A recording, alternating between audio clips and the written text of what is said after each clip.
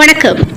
நரியம்பட்டு ஊராட்சியில் 23 லட்சம் மதிப்பீட்டில் கட்டப்பட்ட அங்கன்வாடி மற்றும் மகளிர் சுகாதார வளாக கட்டிடங்களை எம்எல்ஏ அமலு விஜயன் திறந்து வைத்தார்.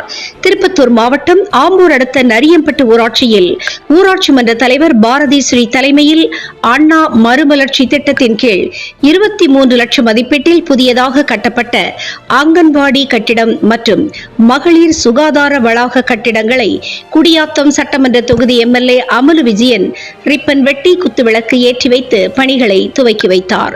முன்னதாக அங்கன்வாடி கட்டிடம் அருகில் புதியதாக கட்டப்பட்ட கோவிலில் முதல் பூஜை செய்து வழிபாடு மேற்கொண்டார். இதனைத் தொடர்ந்து மகளிர் சுய உதவிக்குழு பெண்கள் மற்றும் அப்பகுதி மக்களுக்கு இனிப்புகளை வழங்கி கொண்டாடினார்கள்.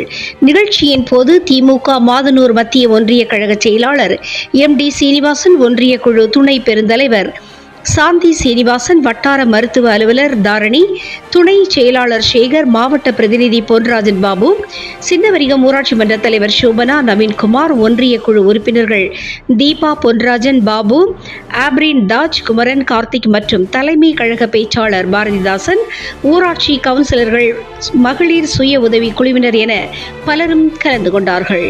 தினமுகம் எக்ஸ்பிரஸ் செய்திகளுக்காக திருப்பத்தூர் மாவட்ட செய்தியாளர் ஆம்பூர் திருமலை மற்றும் ஐயம்மாள்.